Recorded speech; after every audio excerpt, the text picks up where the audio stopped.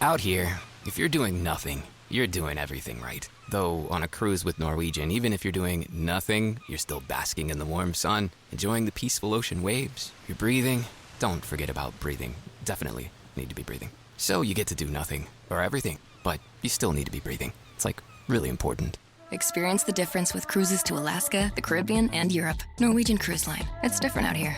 Visit ncl.com, call your travel advisor, or 1-888-NCL-CRUISE. Norwegian Cruise Line ships registry the Bahamas and USA. When I landed, my luggage was already waiting. Yeah, that's the beauty of the small airport. I know. Santiago de Compostela. She's my This girl. isn't Heathrow. Yeah, this is not Heathrow. It's like a tiny little modern airport. Everything just works. And everyone had taken their bags. And also, really being aware of the consequences of questioning everything.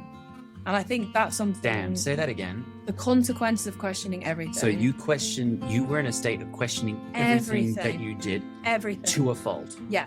And what was the fault of that?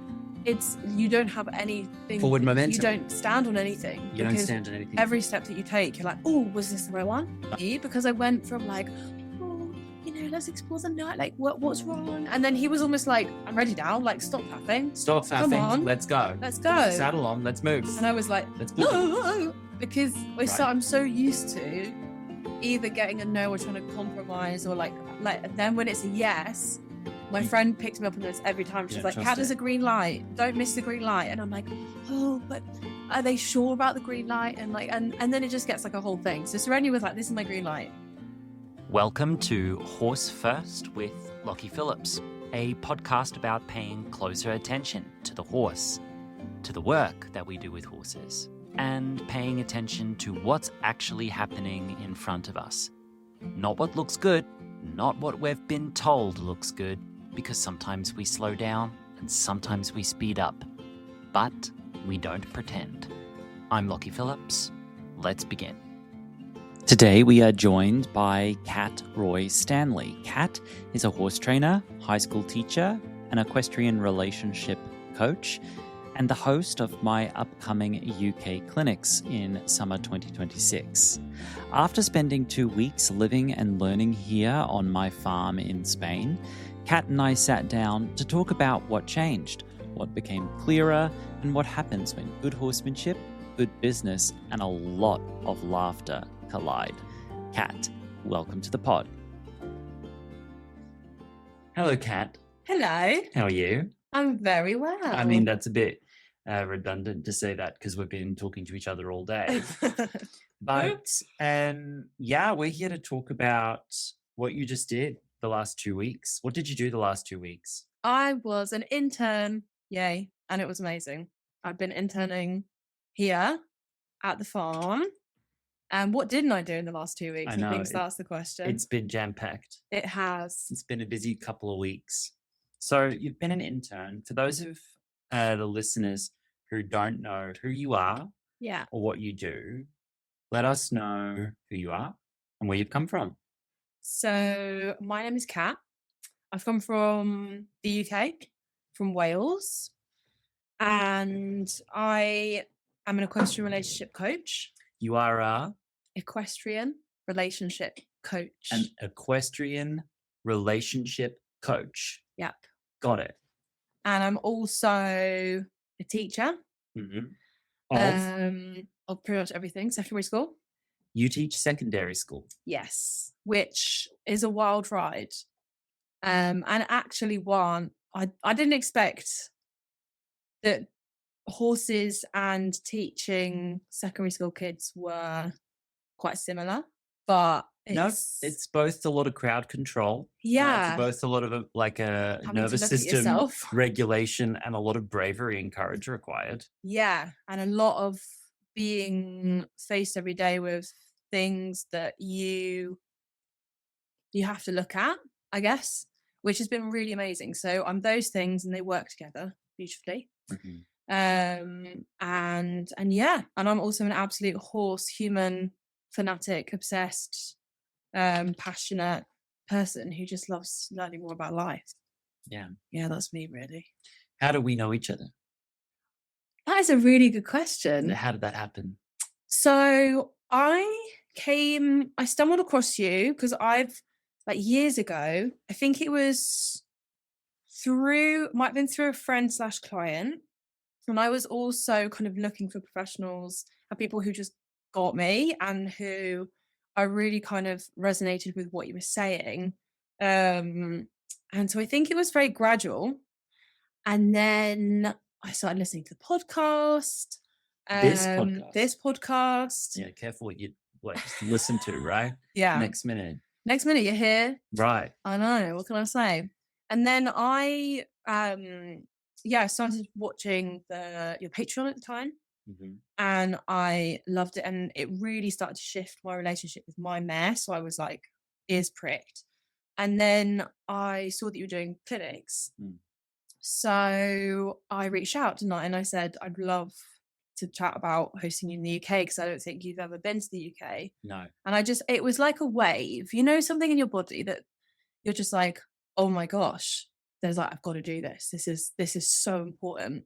And it was like a non-negotiable in my body of like reaching out to you and chatting to you and trying to make that happen. Mm. So then I reached out and we had a lovely little chat. And we started to think about a clinic in the UK. Mm. And then I was like, I just need to come here, be a part of it, get to know you, have conversations with you. And I saw that you did retreats. I think I replied to a little post. And then there was an internship. And I was like, yes, that's for me. So then I reached out and that was it.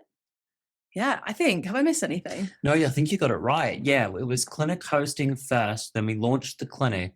And then very quickly after that, you applied for a retreat. And I said, yeah, there's a retreat option, which is like a 4-5 day long weekend, twice a day with the horses, intensive.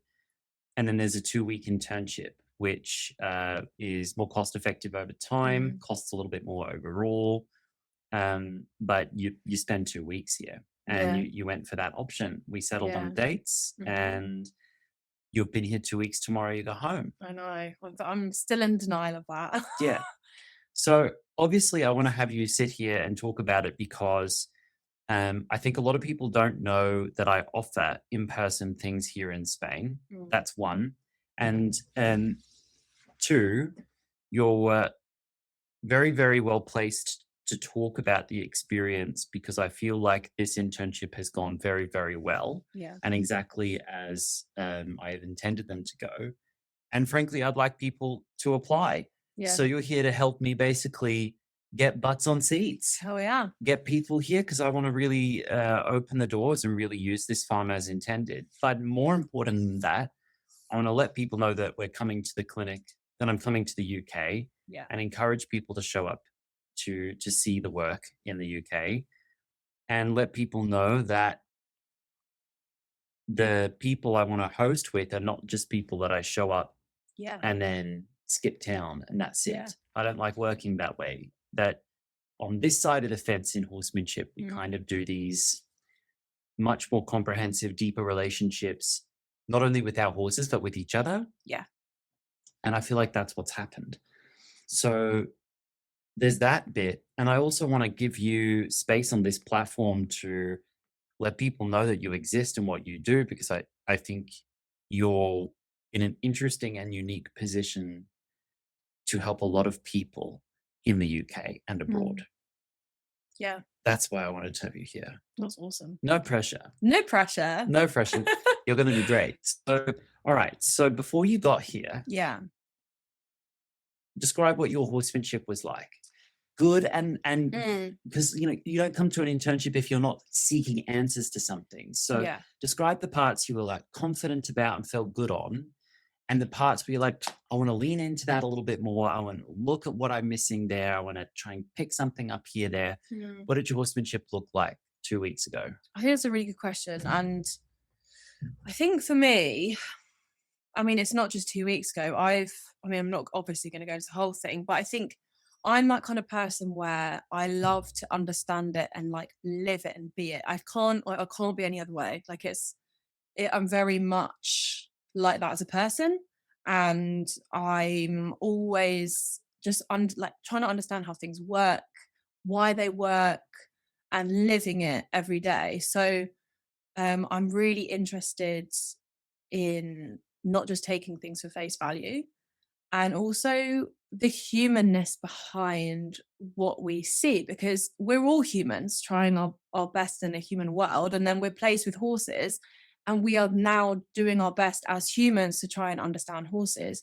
So for me, horsemanship, it's always felt like, I mean, I found I had a very challenging first pony, and I was so blessed to be stable next to my mentor. And I found the kind of traditional horsemanship in a way, if that makes sense. And gradually, I started going, this bit feels good, this bit doesn't feel good. I was just questioning everything all the time. And then that almost took away from the good bits too, because the moments that you're like, oh, this looks good, but it doesn't feel good for some reason. And I don't know why, because everyone's telling me it should feel good because it looks calm or quite obedient. Yeah. So I kind of got into this journey from a very young age of like, right, what are the answers? So I've lived with professionals, trained with professionals to really understand the human behind everything. So you've done something like this before with other trainers. Yeah. You've gone and lived and worked alongside. 100%. And I've so many great friends in the industry, and I've taken so much from those experiences. And I've also decided to leave a lot from those experiences. So I almost got to a point where in my horsemanship, it felt like when I discovered your stuff, and it felt like even if I was doing things quote unquote nicely and quote unquote softly, I was almost in a system that didn't work for me. And I felt like I had outgrown it and it didn't fit my horse, but equally I didn't have another way to go. So anyway, cut a long story short, I was like, I almost need to noodle this down. Felt like I was in a mush. My mare, I got a beautiful mare who relationship with humans took away from her cup rather than filled it. And I started Northfield bonding, and there were so many things I loved and aligned and I was fascinated by, and so many questions that was left basically. So 2 weeks ago, before I came here, I had lots of things that I'd let go of. So for example, I haven't used a stick in the longest time. Escalating pressure, really trying to outgrow that, outgrowing kind of shortcuts and ways of making the end product look good. I was way more committed to my horse having a choice, a voice, doing things unconventionally. And yet I felt like there was a lot of things I was throwing the baby out with the bathwater as well. Does that make sense? So things that actually did have a place, but maybe I wasn't quite understanding them in a way that felt good or that aligned with this new way of doing things. So yeah, I was kind of in a mushy place, not really knowing what kind of shape I was, not really knowing what could stick around, what I needed to leave, what I needed to focus on. And it was all very overwhelming. And I think for a long time, I didn't really want to play with my horses, because every time I picked up a rope, I was faced with all these questions, which is great. But also it was just becoming like, where is the shape? I don't know. Does that make sense? Yeah, I think this is the problem on the table. Yeah. For not just my clients, but for the broader community that's attempting to put the horse first. Yes. This is the number one issue on the table. It's a mixture of identity crisis mixed with technical confusion, mixed with the messiness of the editing process of horsemanship, because horsemanship's getting a big old edit. Yeah. 100%. And a lot of people get to that mushy place, as you call it, and get stuck there, really stuck. Well and truly stuck there. And not only that, I was finding in my work that I was not empowering my clients to figure it out either. So I was very much supporting them with their self-reflection and developing themselves, understanding their horse. That was all there and really strong. And then it was like growing that into a practice, into moving forwards in a way that made sense to them and their horses. And I almost had too many questions to be able to lead them and support them. And I knew that was getting in the way. And I knew I have so much to give. Oh, yeah. So I was like, right, I need to open this for myself and really dive in. Yeah. So that's why I came and just hang out and be immersed in it, really. So cool. Yeah. So that was, sort of 2 weeks ago, leading up to 2 weeks ago. Yeah.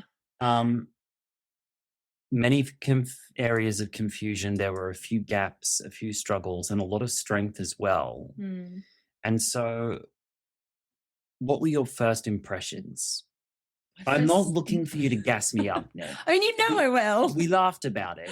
Like, let's record and you're going to gas me up. We laughed about it. But I just want you to try and give just a informational, factual impression upon arrival. Good, bad, factual. Go ahead. Okay, I'm casting my mind back to 2 weeks ago. Yeah. So immediately, I was really shocked because you were shocked. Yeah.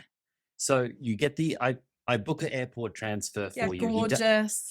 Which is kind of posh, but anyway. Oh, it's lovely. It was so easy. It's the best way. I flew at 7, was here by 11. It was best way to get here. Yeah. And that's the beauty of being in the UK, because I am literally just a step below you. It takes me less time to get here than it does to drive to my house in like my family home in Brighton in the same country. It took 2 hours less to get here. Wow. And that included, flights. Yeah, flights, passport. transport, passport control, everything. And then an hour and a half taxi to get here from my airport.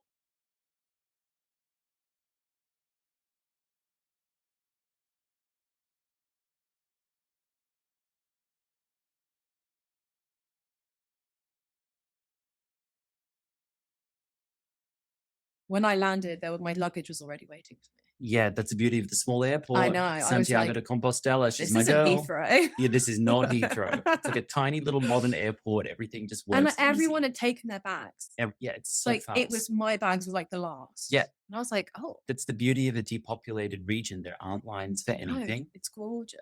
It's just there are people here, but it's not overpopulated. Yeah. But we don't need to get into antinatalism. No. We don't need to go That's there. another time. That's another time. So, the driver dumps you at the gate. You text me, I'm here. I schlep out in my slippers. I'm like, hi. And then what happens? You're shocked. Well, it's more about for me, I think coming from the UK, and it's this whole a belief of how, as a horse professional, we need to work and live. And I think for me, there was almost a sense of dread about, this is my dream, this is my passion, this is my interest, this is what I really want to do and build my life up around.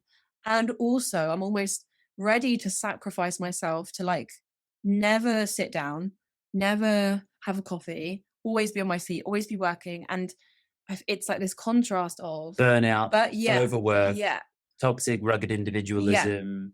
Yeah. You've been exposed to many hardworking horse professionals. Amazing, that are very skilled and very hardworking, and they have a lifestyle that's not only demanding, it goes past being demanding, and it steps over that boundary of demanding and starts to become some form of low-level, slow-motion self-harm. It's hard. It's Ask me how I know. Yeah, and I think I was just so in awe of the people I saw around me. And also, I mean, you've met my wonderful brain. It's like your brain. Neurospicy. And I think, anyway, it's the point I was making was I came in and it was just, it almost matched the feeling of how I wanted to be to the horse. So it's not coming in and it's put your stuff down. It was okay, settle in. Here's a cup of tea, relax, and unwind. So the lifestyle reflected. Yes. The energy of the farm and the way I live my life also reflects the way I work with the horses. Yeah. Okay. And very much how, and I think it's the system that we're in. It's amazing people trying to live in the system that we're in. Mm.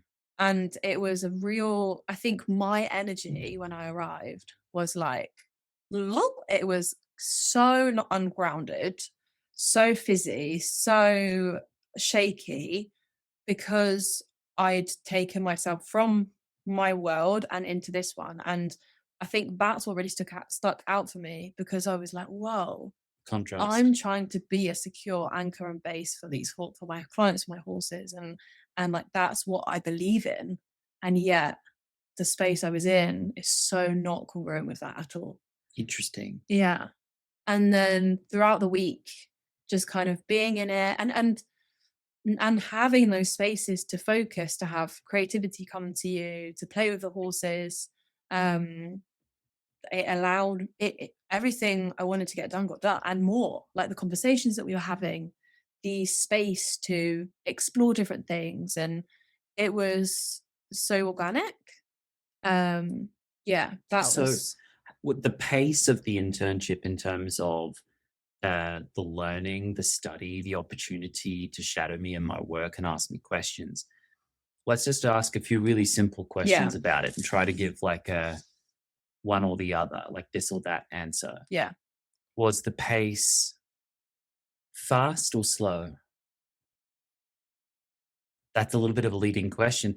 Don't judge that based upon how much we've done, because that's the next question. Slow. So the pace was Slow. it was a slow pace. Yeah, slow Okay. pace. So we worked at a slow pace. Yeah. Meaning that there's been plenty of time to sit Mm-hmm. down and just take a minute over a cup of coffee. Plenty of time to stretch out on the Have a bed. siesta if you need. Have a siesta if you needed it. Plenty of time to get into a project for 3 or 4 or 5 or 6 hours if that's what Yeah. your brain needed to do. Plenty of time to go and spend with the horses. So there's been plenty of time. We've even been to the gym We've been to the gym, yeah. like 4 days a week. Yep. Yeah, and I think Because I can take a guest to my gym. That's So- so fun. So I took you along. So we're going to the gym 4 days a week, and we're somehow managing to eat 3 squares a day. Yeah. And we were also getting minimum 8 hours of sleep every night. We are both night people, so we were going to bed later. Yeah. The day starts later, Yeah. but we ended it later. So in the Yeah. end, like whether you're a morning person or a night person, you just do the same routine, Just- shifted over. So it was a slow pace, and yet did we get a lot accomplished or nothing A accomplished? lot. In many different ways. In like kind of processing, thinking, talking, creating, working. It was like, yeah, it was Multidisciplinary. yeah. Okay, so if it's multidisciplinary study, what things have we worked on over the last 2 weeks together? Let's try and let's try and let's list cast them. back. So we've worked on there's so much. What was the first session we had together? Let's not try and do it in chronological order because Okay, we'll we've never done. get there. Okay, I've ridden.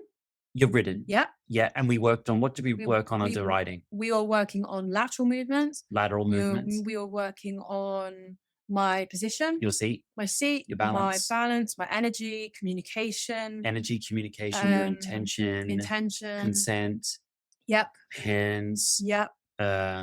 leg, Leg, feet, breath. all of that. Yeah, all of that. Also like tack, so like learning a new way of like riding, Different types of different tack. types of tack, horse care. There's so much different types of horse care. Because the interns here partake in the horse Mm-hmm. care. So we show you the routine and you help feed and do some mucking out and some basic, simple tasks on the farm each Yeah. day. Right? Yeah. And then our first few sessions with Sani was really about like conversation, consent, presence, choice, listening. And then watching sessions have been equally valuable with you. So and then there would be times when I would do sessions and you would I'd watch. watch and take it all in. You'd take it all in and you would ask great questions too. Yeah. And when you were watching, you know, the few interns here, not every time interns are able to sit and watch and take it in, but you really sat and you really watched and you really took it all in. Yeah. I was like making notes mentally, like physically, and a kind of verbal process at you. So I'm like, oh, I was able to like have a question in my mind, voice it, and then you'd be like, yep, no, or like maybe I'll do it like this way. Or I go, what? Because I What? realize when I speak in a processing way, it just doesn't really No, but then you would always refine and I go, oh, and I'd answer. Yeah. Mm. Yeah. So that was really cool. We did long lining, double lining. Long linings, there was groundwork, there was Yeah. relationship-based groundwork. Yeah. That was really cool. Learning yield away. There was groundwork without the horses to refine Yep. your body language. That and was your so interesting. use of space. I was like, Lockie, I need like a human to human rope session where it's like you show like reveal things in my into my technique, my position, and that was hilarious, but so informative because, yeah, it's like the feeling on the rope, and you mirroring back what I was doing, what I wasn't doing, revealing tendencies, giving you awareness to them, so you can change them, offering you something, correcting what you've got, and also like really being aware of the consequences of questioning everything. And I think that's something. Damn, say that again. The consequences of questioning everything. So you were in a state of questioning everything that you did. Everything. To a fault. Yeah. And what was the fault of that? It's you don't have anything. Forward momentum. You don't stand on anything. You don't stand on anything. Every step that you take, you're like, oh, was this the right one? Was this not the right one? And then the horse next to you is like, I don't know. Make a decision. Make a decision, babe. Hold a shape. Yeah. Make an aid. Yeah. Follow through. 100%. Yeah. And what do? Yeah. Just. I make a shape. Hold it. I hold it. I and follow you're it sure through. Of it. Good, bad, or otherwise. Yeah. I'm going to find out. And you in a moment. observe, and it gives us permission as questioning horse people to have the same grace with ourselves, and like because it is a grace to hold a shape and just notice. Yeah. Rather than questioning everything. So when we, because there might be some people saying, hold a shape. What the hell are they? What the hell are they? What we mean is an aid to a horse is a shape. Yeah. Right. And instead of trying to change the shape to optimize it before the horse has understood it, just hold it. Or trying to change the shape because you're second guessing. Is that the right aid to use? Is that ethical? Is that right? And I think like a lot of the information I put out in the world is very questions forward. So I ask a lot of questions of myself, of my own work, of horse training, of the world. But my questions are always informed. And I think this is the bit that I maybe miss. It's a blind spot for me that I don't frequently enough say. Yeah. That the questionings that I have are based on actual data of experience. Yeah. Of actual attempts. Yeah. That I'll never question something I haven't tried. Yeah. And that the next thing I'm about to try is actually informed by past attempts of what we've just been through. Yeah. So it's never an abstract, monolithic optimization process. Yeah. It's get in there, roll your sleeves up, try. And when I'm working with my horses in a way that I'm not trying to perform or demonstrate, I'm just going through what my trainings look like. Yeah. I'm moving pretty rapidly between different things. I'm going boom, boom, boom, boom, boom, not rushing, because then when you need to slow down, there is stretchy, you slow. And then, okay, the next moment you have to keep going, constantly reading. Okay, does the horse need more time to think? The horse has had enough time to think. They need action now. So you proceed. And it's this constant, I never stop. Yeah. Right. And so that's where a blind spot has come for me. And I think I have been one of the voices on the interwebs that has potentially at times contributed towards a rhetoric that has encouraged a population of horse people to over question things and not take action. So this year I very much realized my mistake and gone, whoa. Yeah, I question what I've done, not what I'm about to do. That's the difference. And, an internship's a great place to kind of see that. Yeah. What else have we managed to do? Well, before that, I was just going to say, like, there's phases, and I think it's like noodling and then kind of figuring something out, trying, figuring it out. And I think we, because there's been such a transition, and I think that's a great thing. And I think now we're afraid of getting it wrong because we're like, we've seen what it looks like when it goes wrong, and we're like, I don't want that. So then we're not anything. So it's giving ourselves permission to think deeply and also try. Yeah, because you go on the internet and if you put something up that's not a finished project, they come after you. Yeah, 100%. And if you put something up that's a finished project, everyone comes they after say you. they come after you. So we're all trying to please Yeah. some angry people on Facebook. Yeah. And we forget that there's a horse in front of us that just needs really good, kind, clear, regular, consistent work. Yeah. So there's that. Great.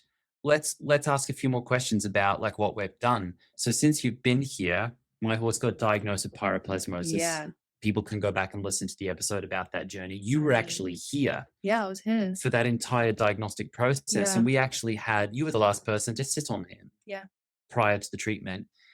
And so it was actually our sessions with him and what he said to us that were key for me to pick up the phone. And you remember that session? I remember it so well. Where you got on and and you saw me watching. Yeah. I was watching my horse work with you.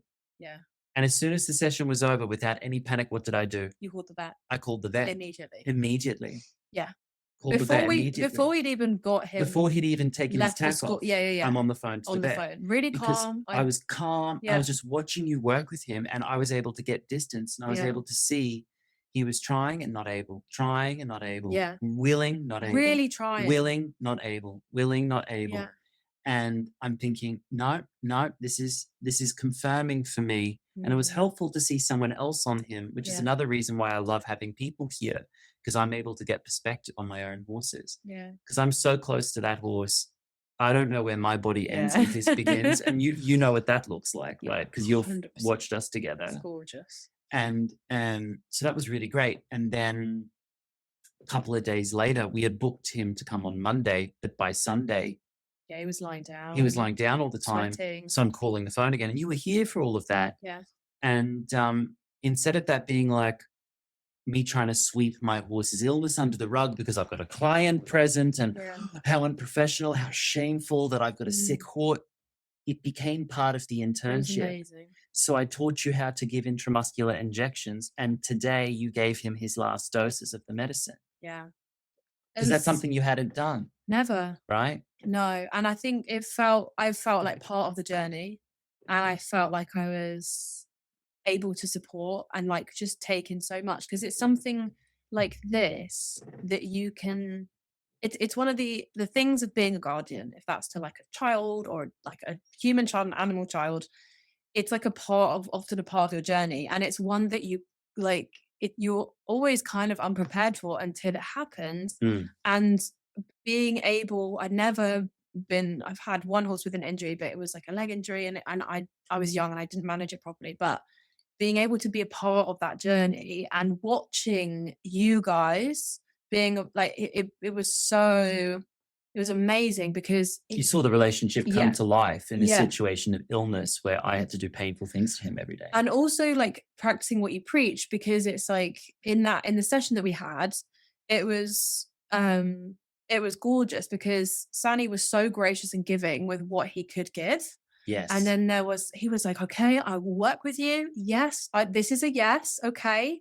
And then he would say, but that's a no. He would say, but that's a no. This is a yes, but that's a no. Yes. And it was like working with that conversation constantly. And we were having a conversation of like finding the edge and like, what is the edge? And because you were afraid. I was afraid of to go to the edge to the point where the horse would say no. Yes. And I was saying, but we have to find where the no lives. Yeah. Because by virtue of us finding that no, I picked up the phone and called the vet. Yeah. Because I said, a no should not be living in that place with him right now. Yeah. It's not there. And it was like, we'd had a really nice conversation. We'd come into the school and it was like a no. And it wasn't that I don't want to. It was not that feeling of a no. It was like I can't offer you that right now. And that's, I could really feel that. And you were like, okay, because he wasn't sour. No. He was warm, present, warm. Gracious. Just saying, I can't. Yeah. And he was almost like, I know, like it felt like a real, like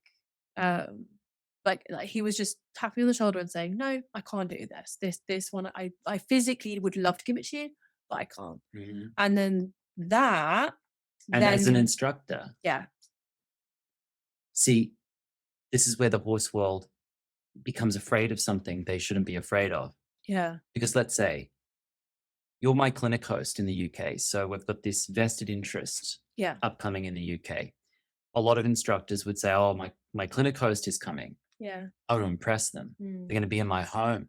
This is my heart horse. This is my, showpiece, right? Yeah. Gross. Yeah. But a lot of people will operate that way. They want to show results. Look what my horse can do. Look what And my also horse can do. You can feel that masses too. almost expect that. The masses almost expect that. And there could have been a situation or a dynamic where I could have made it happen so that you could feel what I feel with him when he's giving a lot to me. And I didn't do that. No, I was literally silent and stepped back and very little guidance for you. Because by the time someone gets on my farm and in front of my horses, I have very little work to do because they are such good teachers. They are. They are such good teachers by virtue of the work. They're so self-possessed and self-assured that they're able to so safely move through everything. And so I was just able to observe where he was. It was really, really helpful. Yeah. And then with his treatment, it was really like being a part of the family and like watching the real life struggles that we have when our horse is poorly, and how empowering you were about your horse's health. About, you were like, cool, or you've got the first aid kit there, you've got all of your medical supplies, you're set up, and I was worried. Yes, but there was no panic. Of course, there was no panic. No, and I was a little tired at the end of the day, but there wasn't. It wasn't a catastrophe. No, I wasn't falling apart. I felt very. You were able to be responsible and with him, because like for him, for you to give him those injections, it's like you were there together with him, supporting him. And he looks at me like, and he looks before and after. He looks at you like, oh my God, Dad. Not once has there been a day where he's like, I'm not coming in. Maybe a few thoughts of like, oh, okay, I know what this is. Yeah. But he's been like, okay, cool, come in. Yeah. Had the treatment, had an apple, done his like little lip thing, his little like foot thing where he's like really proud of himself, his signature moves. And then he just goes out and he's like, okay, cool. I'm so proud of him. It's been when amazing. He looks at me, he makes me weak at the knees. You can see. It's so gorgeous. And I think I would never if that was my horse, it's hard to do something if you're not modeled that, to be empowered in the sense of what you can do in their house. It might not be being able to give them, saying to him, I know this hurts, but like, I know this hurts, but we got this, and just you'll be okay. Be still, you'll be fine. Yeah. And not being afraid of that, of discomfort at all, because the relationship's there to like anchor you both. More than 30 injections over an 8-day period. Yeah. It was intense. Yeah. Yeah. So there was that. So you were here for all of that. So then suddenly you had all of this learning happening so much there. Learning, yeah. And then just by virtue of feeding the horses, you had to be quite dynamic because the feeding is done at a slightly different way every day. Not chaotically, but they're just in different places. They're in different places because they live in freedom. They live a low regimented lifestyle. It's not a regimented lifestyle. It's predictable and consistent, but it's not regimented. So you have to be quite fluid. It goes without saying, of course, I've had quite a few people handle my horses now over the years. You're extremely competent. Thank you. Sometimes I've had people feed the horses here and I just keep my eye out the window because you never know when, right? Oh, I've got to step in here. That's really nice. Peace in my mind. I'm like, she has so got this. You are so competent. And Caleb is, an advanced handling case. Oki, we love him, but he's advanced handling around food. Yeah. Right? Because he likes his space and his time. Sereno is a good soldier, so he's awesome. You just point. He does take a while, but he takes forever. He takes his sweet time, as he should. He likes his meal, but he just takes forever. Yeah. And so that was really good. And then working with Sereno, we had a really interesting session around consent and around the mounting block. Yeah. That was particularly really interesting for me. And that you worked through, and I let you work through it. Yeah. We had that same day with Sani, actually. On that same day, we also worked with Sereno. Yeah. And earlier in the day, we halted him. Yes. And went to bring him in, remember? Because they were out on the grass. Yeah. They very seldom get on the grass. So we had them on the grass because I had a carpenter here doing a project. So I put them on the grass to keep Oki out of my carpenter's hair, basically. He still managed to get in his Oki hair. got in the carpenter's hair. I was laughing. Oki did wear a new stable door as a necklace at one necklace. point. Anyway, so I tried, but I could just hear him going, vamos, vamos. Just Oki, like, hello. I said to him, I said, cuidado por mi potro, like you need to be careful over my colt because, anyway. So we had them on grass and Serena was like, grass in the spring, hello, in the middle of the day. Mhm. I'm not going in to train. And that having those two Felt so different because he was giving a hard no.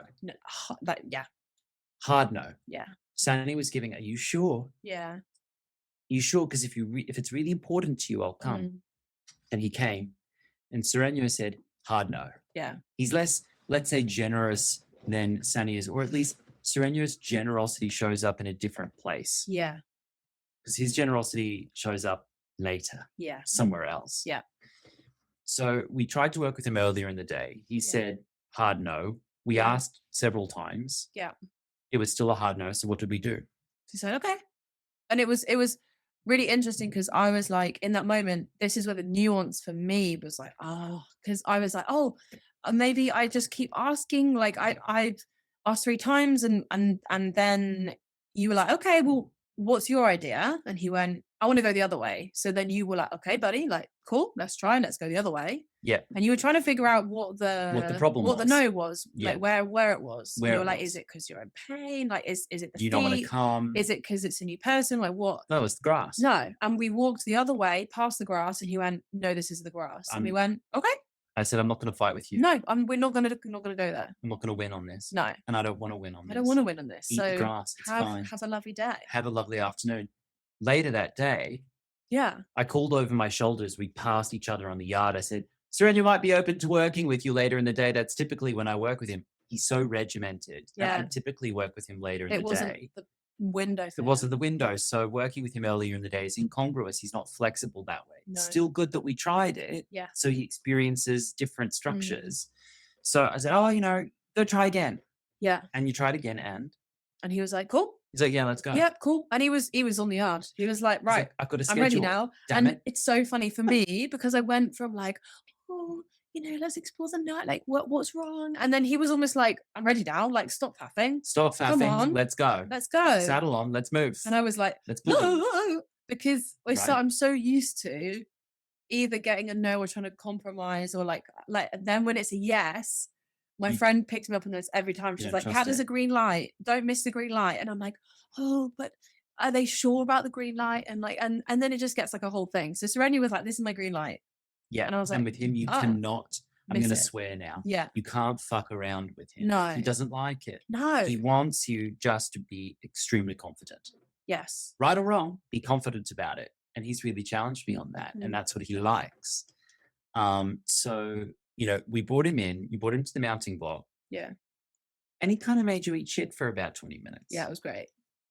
So explain what happened. So if anyone, all my clients will literally die right now because they know me.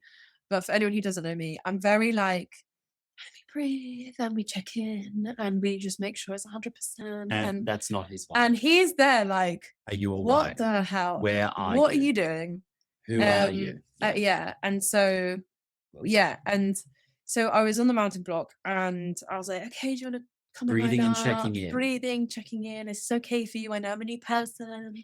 And he was like, which is fine. There's nothing wrong with all that. No. But he wants you to do that before you work with him. And once he's like, trust me, yes, bro. I've given you a yes. I'm here. And I'm literally in the arena dressed up. Yeah. That's a yes. That's a yes. Yeah. And it was like a real lesson for me of you were like, the more unsure you feel about his yes, the more unsure he feels about his yes. Yes. And so I'd kind of like line him up and then I'd go to my foot. So gently, so gentle. So gently and so accurately. Just move back the stirrup out of my reach. To the most awkward position within reach as possible. Yeah. Yeah. It was still within reach, but way too awkward to get on safely. And he did this with this Zen expression, like so I'm breathing and checking in and just no. And no. And no. No. And you started what a lot of people would have started with me, which was a line of questioning towards me about, is that a no? Should I stop? Should I like take the saddle off? Should I finish the training? Does he not want to be here? Does he hate his training? Have I done it all wrong? And you were like, was like, no. I was just sitting quietly. I think I was like making You're out. like, just keep trying. I think I was making out with Oki. You were. I was making out with Oki, listening to Celine Dion. That's what I was doing. That was the mood. I was lip syncing to Celine Dion with Oki on my shoulder, and you were working on a mounting block. Not because I was ignoring you. Believe me, I missed nothing. But the energy was like, birds are singing, sun is setting, all is well. And my horse is teaching you a really important lesson about coming confident to his body. Yeah. And I said, maybe he's checking to see how important this is for you. That's exactly what you said. You were like, he's seeing if you really want this, and like you need to change how you feel to him. You need to change how you feel, because what before I was he doing gets you on his body. What I was doing is I was like stroking, really chill, really happy, like scratching his neck, scratching behind the saddle, really great. And the moment I went to get on, it was like a moment where my brain went like, okay, now's the moment. And something in my body shifted to like concentrating about putting my foot in. And I think something in my body changed, and instantly he went, oh, that feels different. You're now focusing on something else and not on me. You're not with me anymore. You're somewhere else. You're somewhere else. You evaporate. You've abandoned me a little bit. Yeah. And that's the when closest thing. back. Like, there's a pop culture reference I use in this situation when I'm teaching. Yeah. It's a nerdy one. Jurassic Park, my favorite movie. Yeah. There's a moment where Sam Neill says to the kid, don't move. His vision's based on movement. If you don't move, he can't see you. Yeah. So they freeze in front of this monster that's going to kill them, right? Yeah. And I feel like what happens in the physiology and the energetic, emotional impact we have on horses, because we do the same way, like you walk into a room, you meet someone for the first time, they make an impact on you, an impression on you. Yeah. We give an impression to a horse when we're full of second guessing. Yeah. We give an impression of conflict. And my horses are not trained in conflict. Well, they were, but I don't train them by creating conflict with them. I don't have conflicts with my horses. If we disagree, we find a resolution. Yeah. I'm not going to fight with them. I'm not internally conflicted when I'm with them. I don't use conflict or violence in any form, including violence upon myself. I don't come being violent to my own mind about my work. Whether I'm good, bad, or otherwise, I come clear. And that clarity then translates into a practical, mechanical, technical clarity that helps them. And so they're not used to it. And when people get in front of my horses with that conflict, all they do is so calmly and safely, calm, so safe. They're like, we're just letting you know. So safe. You can't. People say, "Oh, consent is dangerous." I'm like, you need to come and see my horses. Let people know how safe it is for a horse to just step up. He's just like, no. And then when you changed something in your resolve, all I did was I noticed, how am I feeling when I'm scratching his withers? Like if I'm just there, and I think the thing is, and I think normally when we go to get on a horse, what are we conditioned? We're conditioned because when you're, and I'm not blaming this on previous training, I'm just saying that it's a fact that a lot of horse training is getting on horses that are not regulated, that are not balanced, that are not allowed to say no. So naturally, everyone says the most dangerous thing is when you put your foot in the stirrup, and that's the conditioning that you have. So everyone gets the foot in the stirrups and weird, freaks out. Everyone gets weird to the horse, even if they're then like noodled and like in a new place and want to be calm, want to be like quiet. There's still something in our bones which is like, there's something's changing, and my body remembered that, and so I was like, oh. And a few of my clients have said that to me as well. Like, wow, I didn't realize this was still in me. Yeah. When I'm now going on to my new horse and they're reflecting it back on me as this change, this physiological change. So I was stroking him and I was like, how do I feel in my body when I'm stroking him? And it was like, really cool, really like congruent, relaxed. Like there was no conflict. Yeah, there was no conflict. It was just breezy. Happy to be here. And then I was like, forward. And I just continued scratching him, put my foot in, and up we go. And I was like... And he let you do it. Yeah, he was like, oh. And it wasn't you suddenly getting on when he wasn't paying attention. No. He was paying so close attention to you. Yeah. He wasn't distracted for a second. He wasn't looking to the left. He wasn't looking to the right. He had his ears on you, fixed on you for 20 minutes, waiting for you to feel right to him. Yeah. And then by the time you were there, his feet stayed where they were as you got on. Yeah. And then he waited for your instruction. 100%. And it was a different feeling. It was so great that day because we had so many different feelings of no's. With the hard no, which was the grass. Yeah, No, this on the is same day. I don't want to do it. I won't do it. Not right now. Then we had the sunny no, which was like, I want to, but I can't. Want to, but I can't. Different. And then the second Serena like, no, which is I'm- it's almost like I'm here, here, but you're not. You're not. So it could be a So yes. Get here. You need to get here for it to be a yes. Reach the point. Whereas with the grass, it was no matter what you do, no matter shape you have, no He was matter like, what you say, Dude, it's not no. right now. Yeah. Yeah. And I think that's something that's really helpful because 'Cause it's we talk about we this. talk about this. I all the write time. about it on Facebook and people say, that sounds nice. What the hell does that look Yeah. like? You were able to live it with me in one day. in one day. It's like the second day, Right. the first day. Yeah. Yeah. And so that was fun. That was fun. And, you know, you had a good ride. In fact, by the end of the ride, I had Oh, to it was actually fun. stop you because he Yeah. was like, I'm charging off. I was like, whoa, something else is happening here. So we had an energetic expenditure problem. He was giving you too much towards the end. And then Yeah. I felt your rein contact and I'm like, whoa, you just keep Yeah. on taking. What is that? You just keep taking, even when a release still has a Yeah. taking quality Because to it. it's in my body. It's in your body. And that's something as well that is really when you start to do things a different way, it's your body needs to catch up a lot. And like for me, most of my first pony who I really discovered this with was not really ridden. He was a baby and then he had an injury. So most of my reconditioning was on the ground. And then I used to work with either to start horses like very early in when I went to Ghana, they were raw. Like there was nothing that had been done with them really. Or I'd help clients in their early stages. So again, on the ground. So like my memories in my body, I've had a little bit of ridden reconditioning, but not to the level that counteracts the first level of conditioning. Got it. In my hands, in my legs, in my body. And even though So yeah. Deeper work. Yes. Deeper Yeah. work. And that's And not shying away from it. Not shying away. And it's not like random, profound, or abstract. The No. deep work is actually fundamentally Yeah, practical. practicing, yeah. Yeah. Yeah. You've done really well. Yeah, thank you. I've said to you on the first day, I said, well, I was showing you the ropes. I was like, you're going to get as much out of this internship as you put in. And you had such a base of competency that you were able to put a lot in and get a lot back from it. I'd describe you as warm competent. Remember what I was telling you about that? Yes. There's cold and like when it comes to professionals, there's like 4 different categories, I think.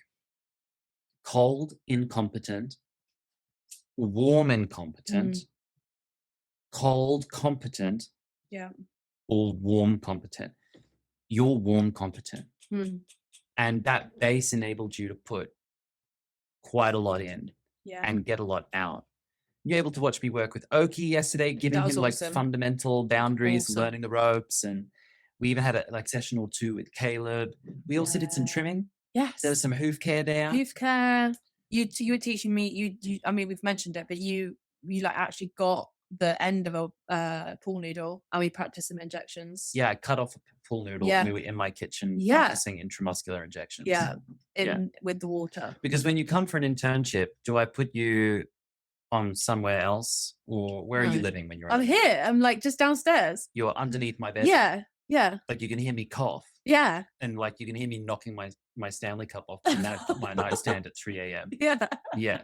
Yeah. And I have So- all the animals in my bed. So all my house animals. I love it. So 3 cats, 2 dogs. Yep. Climb in the bed. I'm so sad that I'm not going to have my hot water bottles. So let's describe both that part of the internship for people who are interested. There's the guest room. Is the bed comfortable? It's beautiful. Comfortable bed. It's big. It's comfy. It's airy. You know what I call that? What? Gay hospitality. Hells yeah, I'm here for it. I'm so here for it. There's been like a few moments where I'm like, oh my God, Lockie, this is so, and you're like, honey, it's cool being gay. It's called being gay and having hospitality cups. Even your pizza, like I was like, I was like, I'll just throw you're together like, a oh, pizza. I'm so tired. Ugh, I'm just gonna make a pizza. And it was like presented on like wooden board with like, it was symmetrical. It was like herbs, like melted cheese, like it was freshly browned. crushed pepper. Oh yeah, you got me to crush the pepper, and I was like, yeah, what it's the? ridiculous. It's so obnoxious. So here for but it. it's called like living it, like learning to enjoy your life. Yeah, I'm determined. yeah, you could really feel To that. actually be working equine professional, getting a lot done, and listen, do I work hard? Yes. Holy cow. Yeah, 100%. Like I'm locked in. Oh, and we also haven't talked about being able to listen to the lessons. All that too. So, you know, you get gay hospitality, you get a really good bed, it's a memory foam The mattress. shower is gorgeous. You get a big like ensuite with a lovely shower. I replaced the shower head while you were here. I know, it was a lovely surprise. The water pressure got improved while you were here. So suddenly you show up and it's like in your like, face. The hot water is good now. I had the hot water replaced. Yeah. It's a washing machine. I cook for you. Oh my God, Is the most delicious meals. So food is good. I'm going to mourn. When I come home, I swear to God. We also had crazy weather. So there was one day that was 28 degrees Celsius and I'm outside on my patio, sunning with my shirt off. And then we had days where I lit the fire and we're like cozy. Yeah. Welcome to April in Galicia. Listening to Celine Dion again. Yeah. Or, so music's playing all day. Yeah. And it's just, I want people to experience how I actually live and what I actually do. And it's self-love, I think. I think it's so easy when we're in life every day and we're either like, you know, whatever kind of job you have, especially if it's blue collar, kind of, you know, when I started teaching, I was like, how does anyone have a space to like... I work 15, 16 hour days. And it's like... So I'm considered blue collar. Yeah. Right? Yeah. Yeah.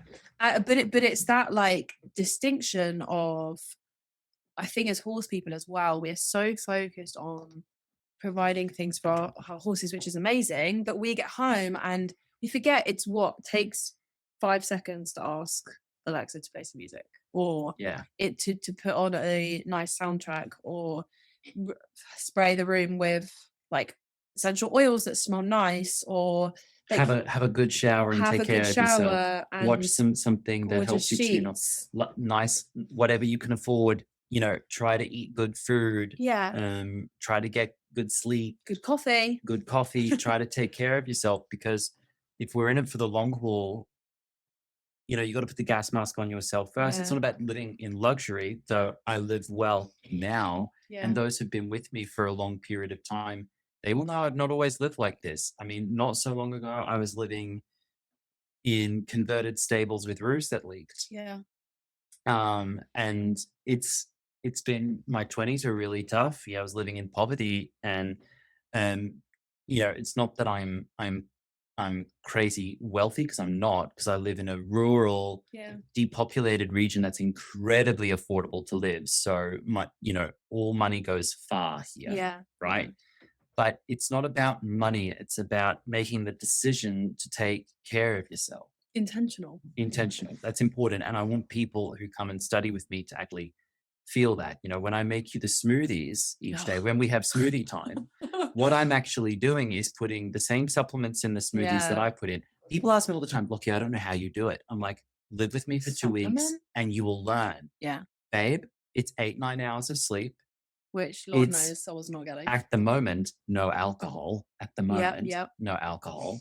It's like high-powered smoothies with really good nutrition and like supplements that help your brain function. Yeah. And it's taking good care of yourself in a low-stress lifestyle. That's how I'm able to work at maximum capacity. That's also what we want to create for our horses. Well, you said it. Say that. Say that bit.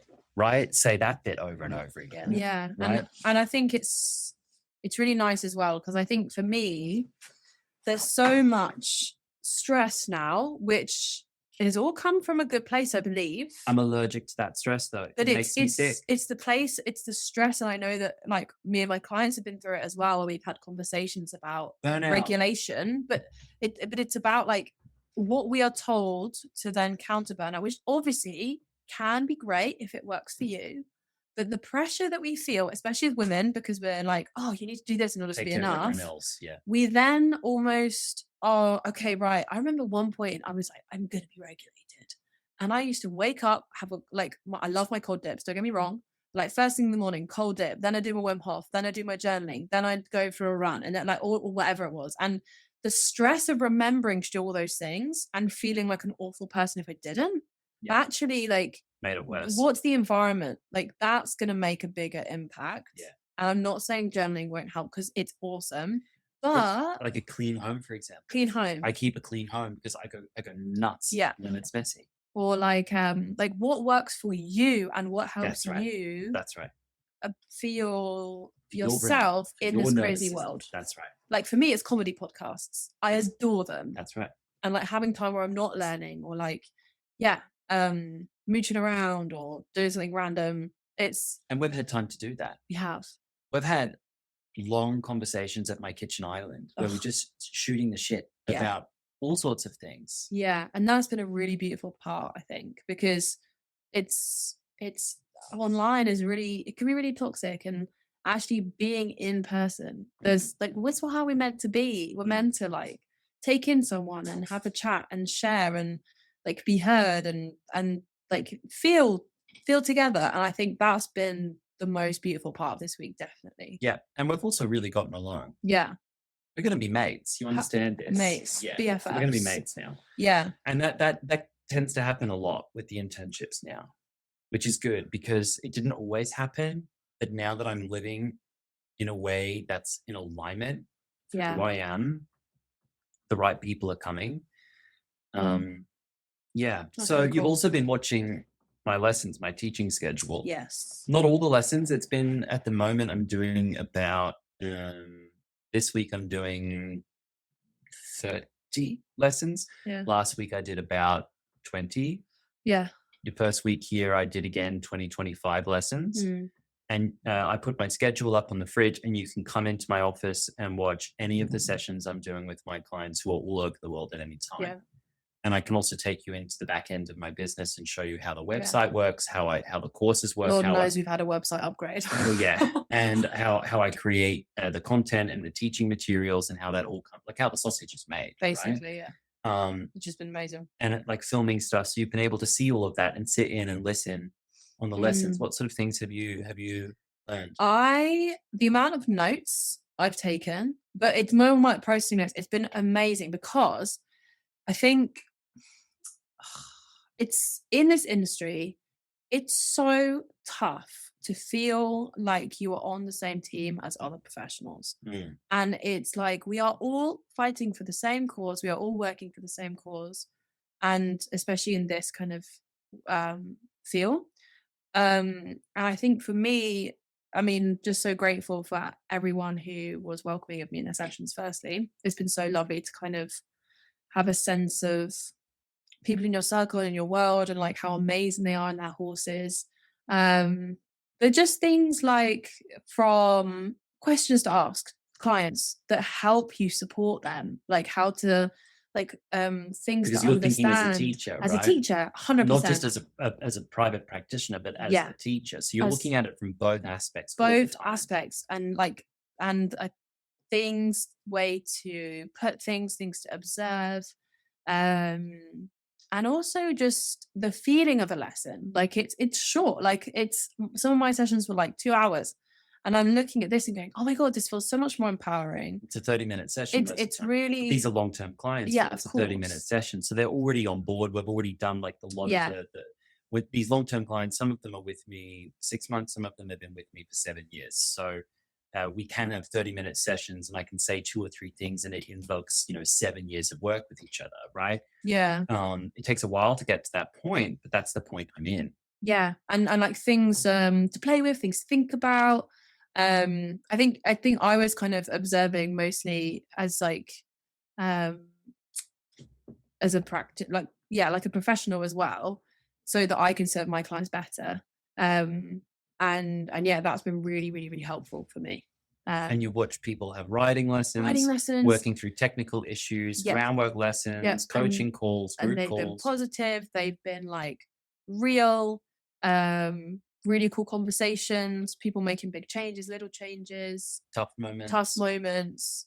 We had a death. One of my clients' horses died while you were here. So it's been a really, I felt like I can't even verbally, if I try and verbally say anymore, it would just be like a whole jumble, because when I'm there and I'm listening, it's almost like my brain is just a sponge, like taking it all in, so that then I can be it and embody it. But what you've got that is remarkable is your ability to take it in. Yeah. A lot of people here in this same situation would go, they'd be faced with like Hurricane Lockie, and after 10 minutes they're going, well, I mean, I had a client here last summer, and she watched a 30-minute session with me and Laura, who was here last summer with the horses out in the field. She watched it. It was 30 minutes. And after that, she said, I think I've just seen enough to work on for the next 6 months. Yeah. But what you've got is wide open sluice gates. Yeah. To intake enormous volumes of information and actually begin to synthesize it. Yeah. And what's going to happen over the next few weeks as you look through your notes and sit with what you've experienced is you're going to start to land on a lot of these things. They're going to start to solidify underneath you and to ground I'm underneath. so excited. Yeah, it's going to be fierce. It's going to be so They're going to start fierce. landing for you, and you're going to circle back and have questions, but the questions are going to be like, little to the left, little to the right, Lockie, I'll go little to the right. And you're like, got it. Moving on. It won't be like, well, can I maybe, is it right if what is this? What color is this? No, because that's not how we operate here. I wouldn't even entertain you going down the insecure route. Yeah. Because I feel like there's no time. No. We're behind. Yeah, we got to catch up. The horses are waiting. Horses are waiting. 5,000 years I've been with horses, and we've still got kick pull everywhere. We've got work to do, baby. We've got to. Right. And so you're going to start landing on some of these things, and you're going to pick up the notes and review them in days from now, weeks from now, and they're going to start landing for you.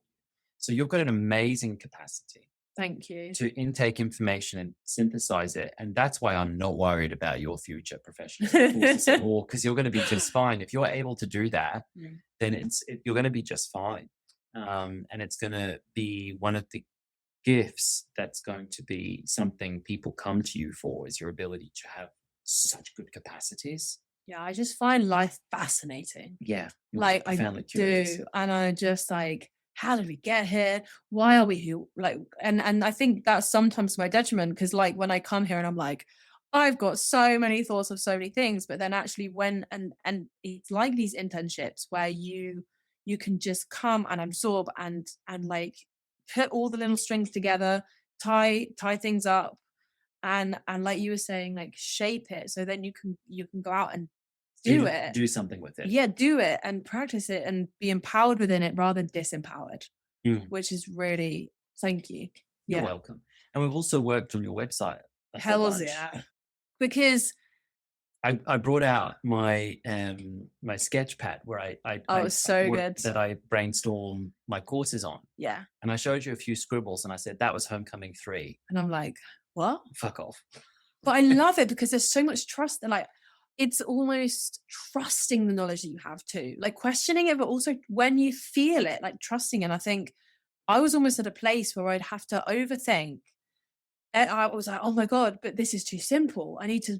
This is too simple. And then you get in a whole spiral, but seeing your notes and you're like, yeah, this is a 12-week course. And it felt full and whole, and I could work from this. And you did that course. And I did that course and I loved it. And I've still got to read, like to take in more from it. And it was so game changing. And I think for me, and it's like all of the lessons this week has been like trust yourself, just yourself, your shape, like trust it. Yeah. Because if you spend your life going, but this is too simple, but this is too complicated, it's like, come on, where does that take us? It just takes us more into the spiral. Yeah. So my website has been like Hail Mary, because it represented, it's like how you do one part of your life is kind of how you do everything. And my website was like, I made my website when I first had my business, and as I've grown and learned, I've almost picked it up, noodled it, and then never finished it. So each page was like a story of that. I kind of get the wording, but I kind of not, and then kind of over explain myself and come back. And I've been trying to work on my website for no joke, like 4 years, and almost putting it down more frustrated than I picked it up. And you sat me down, day two, and you're like, right, who are you? I think I literally asked Literally you asked that question. me, who are you? What do you do? And when you waffled, I went, no, who stop. are you? Who are you? And I was like, Yeah. maybe I'm. Yeah. And then when you said something that landed, I'd write it down on the paper, and then we brainstormed it from there. And you were like, okay. And then it was a weekend, and you were like, oh my god, A weekend, a win. That's what you've been saying. Like, that's who you are. And I said to you, like, we've planned a clinic together. Yeah. You've done my courses. We've worked together You've for been a in week. my house for a week. Eating your food, playing eating with my your food, horses. eating my salmon. Yeah. And now, best salmon, by the way. You're welcome. And only now you're like, I understand what you do. Yeah. I feel like a lot of people feel that way about me, by the way. Mm.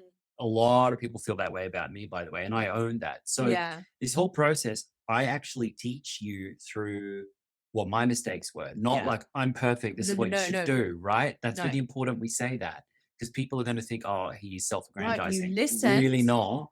I say, this is where I went wrong. Who are you? This is the mistakes I've made, and I learned this from it. And it doesn't make me afraid to try something and make a mistake again. In fact, I'm excited to make my next mistake, because that's when my next breakthrough is going to come down.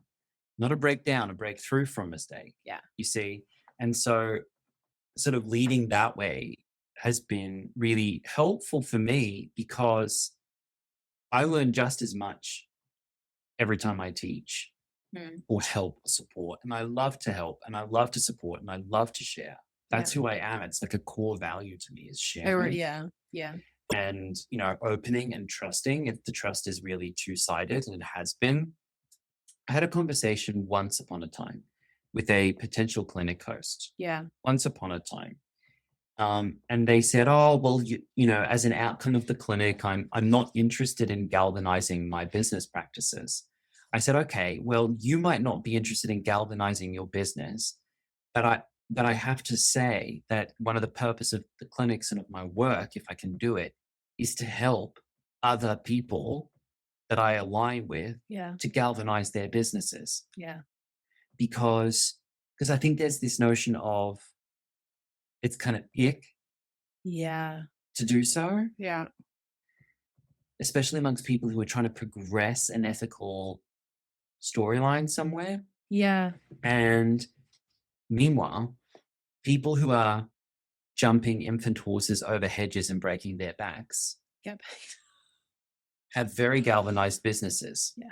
That's why they're able to do that without being questioned. 100%. Because they stand at the tip of the iceberg of millions and millions and millions of insert currency here in infrastructure, real estate, support, community. Yeah. That's why they can do what they do to horses, because they literally have spent decades galvanizing their businesses. And they're fiercely protective of each other as well. Fiercely protective of hard power that they have created through financial success and acquiring of more. And we look at that and want to disidentify, not just with breaking the backs of babies when you throw them over fences. Yeah. We want to disidentify with those practices. And then we almost throw the baby out with the bath. Yeah. We disidentify with the hard power that put them in that position. But what if people like you held hard power through galvanized business?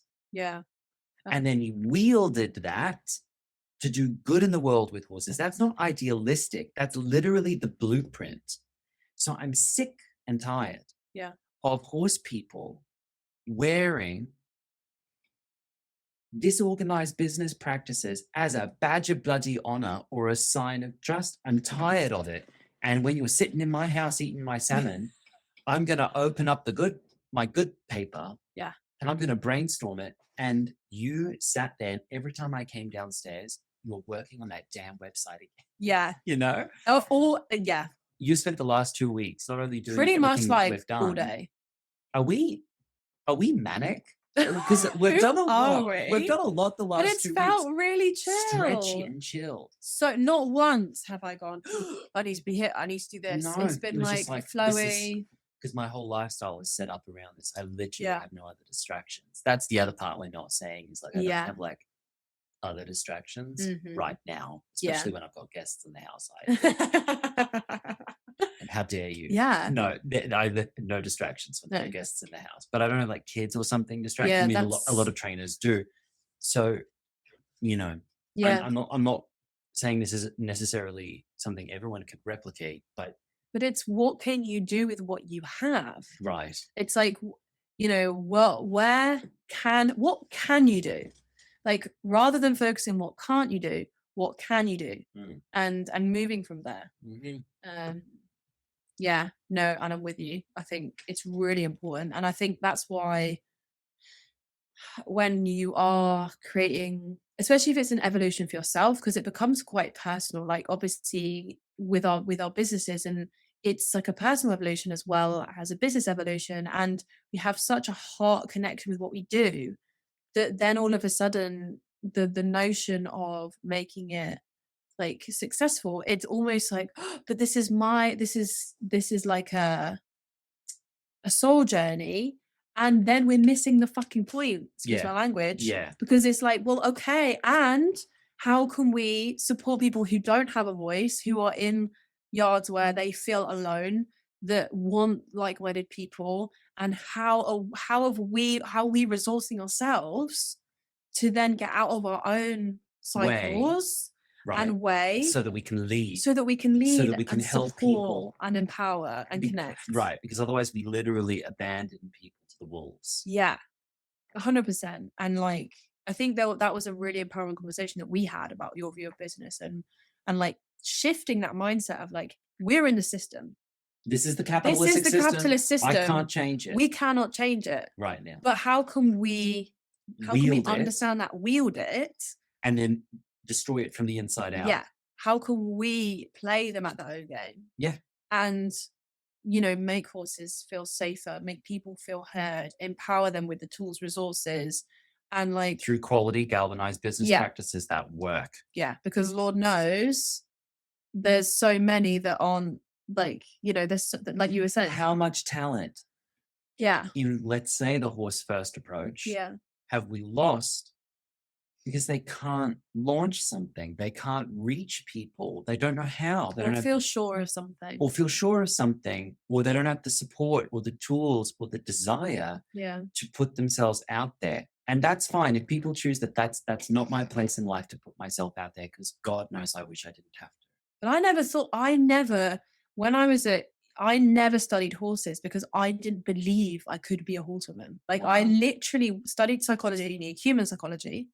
I took that route and I don't regret it because it led me here. But it wasn't until my best friend and mentor, Tracy, when you want to start a business, like coaching people, like do it. Like, just do it. Right. And I was like, no, but I can't. I'm not that kind of person. I'm not the kind of person who works You with are. horses. And You are. and I'm remembering that now. And like, people like me who are sat there with like a vision, with talent, with a feel and a heart connection to their message, and want to help, that don't feel like they're the kind of person to do that. Then like, who is? Who is? Yeah. And why have we been taught that? Yeah. Self-empowerment and just yeah. claiming it. It wasn't until COVID where I was like, well, if I earn £1 doing something with horses, I earn one more pound than I did before. Better off. Yeah. Yeah. So, Yeah. My mum always said to me, you need one client to have a business. Yeah. And you take care of them. Once you've got one client, you're in business. And it's important. It's important that we destigmatize business practices, organized business practices, not as something that's predatory, but as something that is essential to the betterment of practices to horses. Yeah, 100%. In my view. Well, who do you think, this is maybe a tricky question because it might cause us to outline people in the negative, but who do you think this sort of internship experience is best suited for? Because this experience is certainly not for everyone. And I can't do it for everyone. No. And I can't do it at scale. I can only have maximum 2 or 3 people at a time. Yeah. And in the last year, I've had like 6. Yeah. 6 come through. And that's felt like a really nice number, because then I get stretchy time in the house by myself where I can walk naked to my bathroom and no one bothers me. And I can play the music really, really, really loud. Really loud. Not so loud that my neighbors are bothered, but I mean, you've got to play it pretty loud for the neighbors to be bothered. When I opened the sunroof, like the not the sunroof, the skylights. Yeah. It lets the sound out Oh, I across the roof bet. and it bounces into my neighbor's yard. Yeah. So I think every now and then she's heard, I don't know, some obscure band from the 2008 blasting in her driveway. So what's he going through? Okay. Yeah. Anyway. Do I need to go and ask him if he's okay? She knows everything that's happening on this farm. Yeah, she doesn't miss a beat. She doesn't miss a beat, old Giuseppe. She doesn't. But who do you think this experience would be best suited to? I think this experience is really suited to people who are in a process and who, so just coming from myself, that's all I can speak to. Is like, I've got, it's a space to not have the noise of life around you. Because for me, it was like, life is so busy and just trying to keep on top of things and like to earn enough money, like all these things, seeing people, it's busy and you need a space to interrupt, reset, focus on what's important to you, have clarity, where like space and time where you can think, you can ask questions, you have the capacity to process those questions. If it's like about the horses, if it's about you, if it's about your process, your horsemanship, business, but someone who is ready for that space to not just completely switch off, but to switch off enough in the right way so that the things that are underneath can come forward and come up and be answered. And so, yeah, like the people who feel like a little bowl of spaghetti, I've mentioned noodles and spaghetti a lot if someone is gluten intolerant. This sometimes is how it feels. And I think, you know, someone like that who, yeah, needs that time, that space, who deserves that time and space for them, and who is ready to put things in place, no matter what area that is for them. For me, it was kind of a bit of everything. And I know that we've even, you know, talking about coming back into my life and like, it's not just switching it off now. It's like reintegrating. Yeah. And like thinking about what I've learned about myself, about who I want to be, my business, my practices, everything, from what I want to eat, my rhythms, how I want to sleep, what's important to me, really. And like even thinking about going home and having conversations with people of like, this is what I've learned. This is what's important for me. And like, this is how I want to go forwards. Like it's not about disappearing. It's about really figuring out a new layer for you. Does that make sense? Amazing. Yeah. I love it. Yeah. I agree with you. I've loved it. Yeah. Thank you. You've been fantastic to have around. Oh, well, I'm glad because I'll be back. Yeah, come back. You're welcome. You're welcome to come back. Like, how was your flight? And I was like, cancelled. I'm walking back. Cancelled. They're all cancelled. Oh. Well, we're gonna have to, I don't know, lock you in the barn or something. That'd be great. Yeah. And just keep you around. That'd be really cool. Yeah, I'll definitely be. I'd love to do this as well as a space. Like, yeah, I just would love to do this every year. That'd be amazing. It'd be so fun, so cool. And I'm really excited for the clinic. Clinic around the corner. Yeah. Where is the clinic and when is the clinic, Kat? So the clinic is at wonderful Naturally Light Equitation In Northampton, Northamptonshire. It's near Daventry. For those of you who kind of know the area, it's quite near Daventry. It's a beautiful place. I've been there, lived 5 minutes away, worked there for a long time. You know them really well. I know them really well. Shane and Established Andy, they're awesome. And it's gay in July. couple. That's Yes. important. Oh, Queer-owned business. we love them. We love that. They're amazing. Important. They even did a yard musical for anyone who's interested. Perfect. And yeah, and it's in July this year. Yeah. And the first clinic starts on the 18th to the 19th. Mm-hmm. And then the second clinic is 20th, on the 20th to the 21st. So 2 back-to-back introduction clinics. People can come to both clinics if they want. Yep. Second clinic is going to replicate many ways, not always, many ways the first one. Yeah. So for some people that might be helpful actually to come back Really? and do it again. But Yeah. you can come to one or the other. Yeah. It's you know. And am I right in saying the second one, they book the first day and the second day is Yeah, for people who want to come to and audit both clinics, Yes. the last day is free. Yeah. So Yeah. you get like 25% off in your audit. Yeah. if you come on the last day. It's not a cheap clinic, but it's not cheap for me to get there. But it's Do also, it right. you invest in, I think there's a real relationship in the amount of like finance, time. And I'd say that with this as well. Like if you, like, you know, if you invest, you open yourself up to receive more, and you're invested, like your energy's invested, your attention's invested, and you get so much out of it, you know, and it's going to be awesome. I'm looking forward to it. Me too. And I think there's auditor Yes. plus, Right. and then participants. Yes. Participants, people who come with a horse. Yeah. I think, do we have spots left? I don't know. On the second clinic, I think there's a few. Yeah. But the first clinic's pretty booked up. I think the first clinic's full. That's why we're doing a second clinic. Yeah. And I think there might be a couple of spots to participate. Yes, on the first one. On the second. Oh, the second, yeah. Second clinic. Basic auditor, you just come and watch. There'll be tea, coffee, and refreshments. And then auditor plus tickets are really helpful because I will give you access to the pre-clinic online course. If you buy that ticket, it's the same online course that the participants with horses get. Mhm. It's like a horse nerd ticket. That's the ticket I would buy. Yeah. And that extra payment goes a long way to getting the event off the ground. Yeah. These Yeah. are not cheap experiences to do properly and to handle properly. So we've got to get it off the ground. And that those who can, it helps get the whole thing off the ground and in the air. Yeah. So I That's gonna be appreciate anyone awesome. who's thinking to come. And well, Yeah. Thank you. I think we did it, Kat. Bossed it. It bossed it. Let's go make dinner. Yeah, let's do it. The last Last supper meal. for now. Thanks, Kat. Thank That was you. great. That was great. If you would like to support this podcast, a simple way to do that is by leaving a rating or review on Apple Podcasts, Spotify, or Amazon. It will help more people to find these conversations, and it would mean a lot to me. Horse First with Lockie Phillips is distributed by the Believe Audio and Video Network. And just a gentle reminder, the content of this show is for informational and entertainment purposes only. The opinions expressed are those of the host and guests and are not a substitute for professional, veterinary, or medical advice. I'm Lockie Phillips. Thank you for being here.